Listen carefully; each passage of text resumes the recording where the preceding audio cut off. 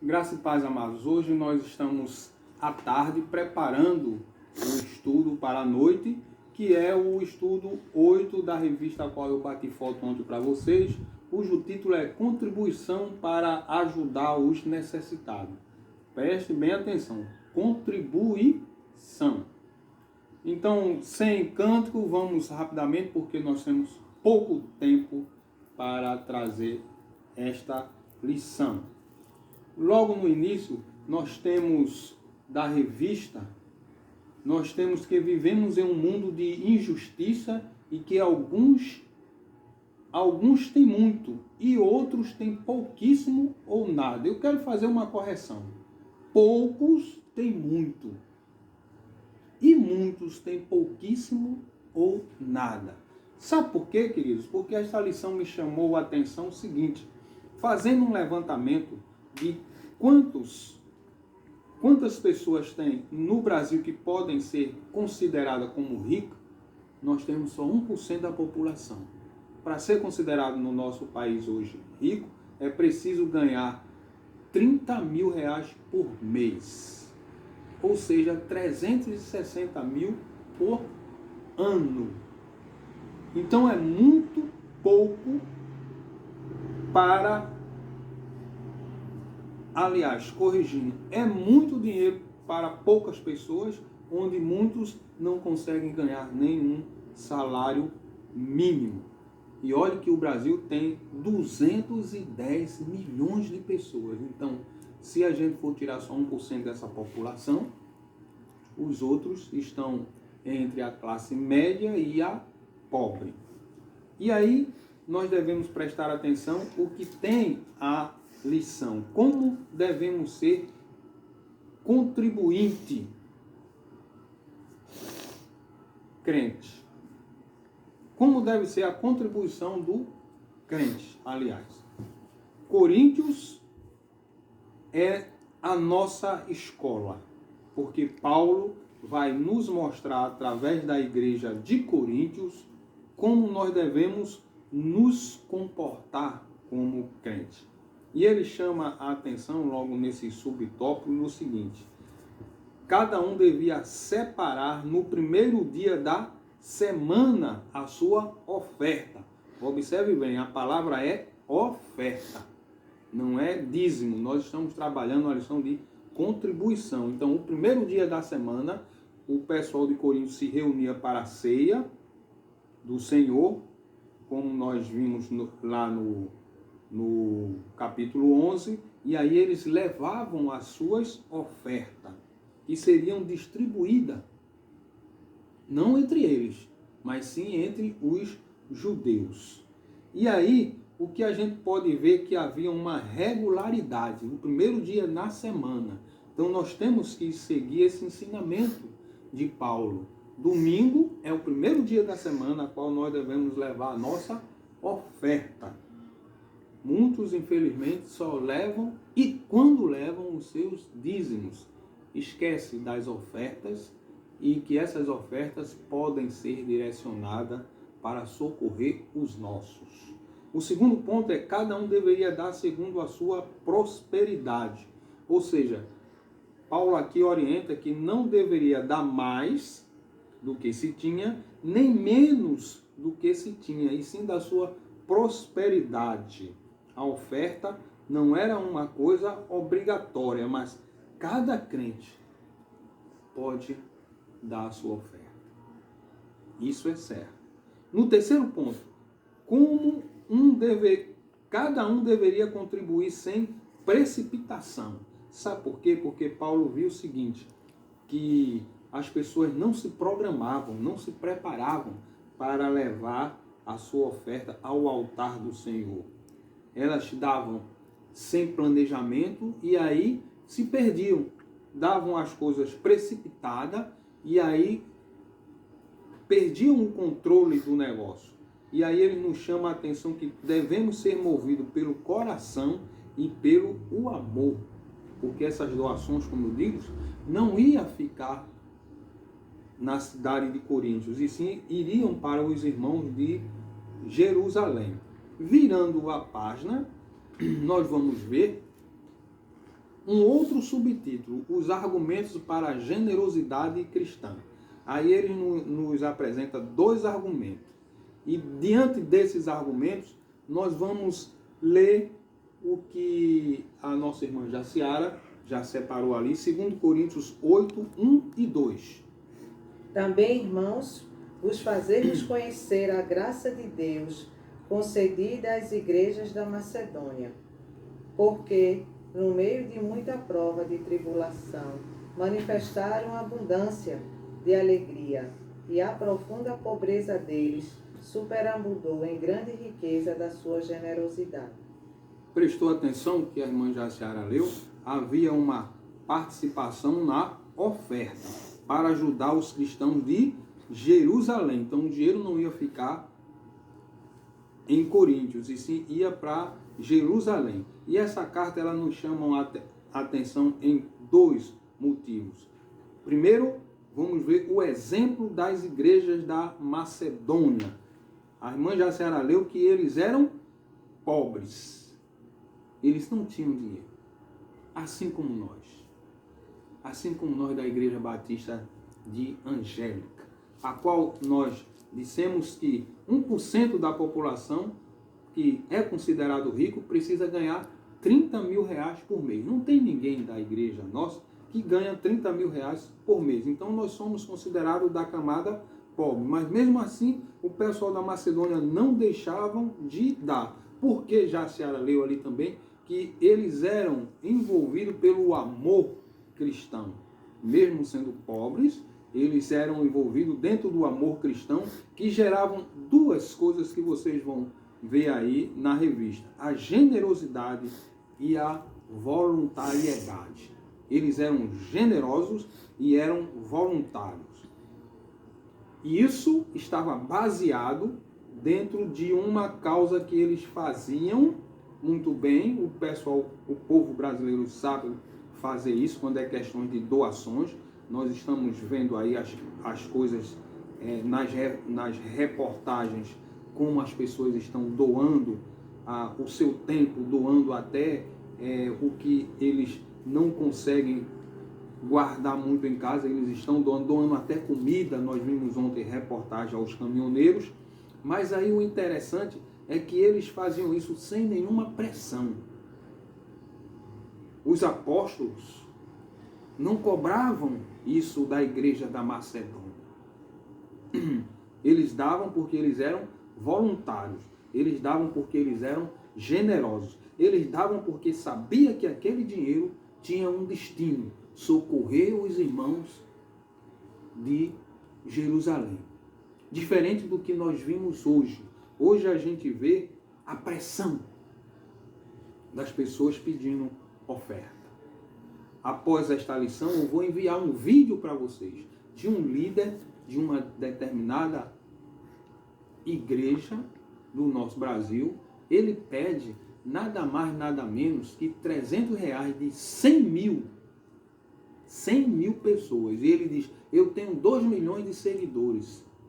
Então, cada um, se fizer o depósito, e ele demonstra os bancos que devem ser depositados, e mandar para mim esse comprovante do depósito, eu subirei o monte e passarei uma madrugada orando pelo aquele depósito. Para onde vai aquele dinheiro? Nós sabemos que ele é rico, sabemos que ele é um grande fazendeiro no nosso país. Para onde está indo o dinheiro? Ajudar os necessitados? Vai ser dividido agora para os que estão precisando? Vai ser doado para os hospitais que está precisando? Certamente que não. Mas eu vou mandar esse vídeo para vocês, como também vou mandar alguma outra coisa que vai ratificar muito bem esta nossa lição. Mas o exemplo bom vem dos cristãos da Macedônia, porque eles entendiam que ser membro de uma igreja não era apenas fazer parte do hall de membros, não era apenas participar das atividades do hall de membros. Ser membro era trabalhar para o Senhor, era servir ao Senhor. Por isso que vamos pedir que Caleb abra aí a sua Bíblia no livro de Mateus 20 e ele vai ver que o que nos vai respaldar o segundo ponto desse subtópico, o exemplo do próprio Senhor Jesus Cristo. Então, ser membro é seguir o exemplo do Senhor Jesus Cristo. Leia aí, Caleb, por favor. Mateus 20 e 28. Tal como o Filho do Homem, que não veio para ser servido, mas para servir e dar a sua vida em resgate por muito. Viu? Jesus veio para servir. Então nós também, como cristãos, precisamos estar aqui para servir. Se somos seguidores de Cristo, o maior exemplo que Jesus deu foi registrando para nós: eu não vim para ser servido, mas sim para servir. Agora nós vamos para as características da oferta generosa. O que é isso? Para estarmos dentro dessa chave de ter a característica de ofertar, nós temos que ter boa vontade. Sabe por quê? Deus não requer que contribuímos com mais do que o nosso recurso permite, pois a nossa vontade de dar é avaliada segundo aquilo que temos e não de acordo com aquilo que não temos. Isso é dar de boa vontade, dar aquilo que a gente tem e não aquilo que a gente não tem. E o outro ponto é proporcionalidade, ou seja, a gente deve contribuir de acordo com o que a gente ganha. Deus não requer que contribuímos com mais do que os nossos recursos permitem, pois a nossa vontade de dar é avaliada segundo aquilo que temos e não de acordo com aquilo que não temos. Por isso, queridos, que Jesus lá em Mateus 25:37, olha o que ele nos deixou como ensinamento. Então perguntaram os justos: Senhor, quando foi que te vimos com fome e te demos de comer? Ou com sede e te demos de beber? E quando foi que vimos forasteiros e te hospedamos ou nu te vestimos? E quando te vimos enfermo ou preso e te fomos visitar? O rei respondeu-lhes: dirá, em verdade vos afirmo, que sempre que fizeste um destes meus pequeninos irmãos, a mim fizeste. Então, sempre quando a gente vai auxiliar alguém que está necessitado, nós estamos auxiliando, dando para o Senhor. Além de ter a boa vontade de dar e dar conforme a nossa proporcionalidade, nós temos também que ter a alegria em dar. Alegria em dar. Paulo não estava ensinando que dando as ofertas em dinheiro, esse dinheiro iria retornar para a gente em dobro, não. Não era isso. Paulo estava ensinando que se a gente contribuir, a gente não deve ter a intenção de receber o lucro pessoal. Aí vai a segunda imagem que eu vou mandar para vocês. Eu pesquisei qual eram os 5 líderes mais ricos, líderes religiosos mais ricos do Brasil. Eu vou mandar para vocês e vocês vão ver quanto cada um tem. Todos são originários das igrejas neopentecostais. Você não vai ver mais nenhuma igreja histórica, nenhum líder de igreja histórica fazendo parte desse grupo seleto de líderes religiosos ricos. Vocês vão ficar espantados com os que vão ver. Sabem por quê? A nossa participação na coleta não está gerada em bênçãos para a gente, pois Deus nos ama conforme o que a gente dá com alegria. É isso que precisamos aprender. E a confiança da providência de Deus em relação ao que nos ocorre quando nós doamos alguma coisa. Quando o crente reparte com os outros a bênção que recebe de Deus, ele lhes dá a bênção por causa do seu amor e não por causa dos nossos méritos. Nós não somos merecedores da graça divina, mas quando a gente dá, nós estamos depositando nele a confiança de que ele não vai deixar faltar em nossas vidas. E aí é quando Ele nos abençoa. Por isso, meus queridos, coloquem em prática os ensinamentos bíblicos de ofertar regularmente, contribua para ajudar os necessitados como manifestação do nosso amor em Cristo.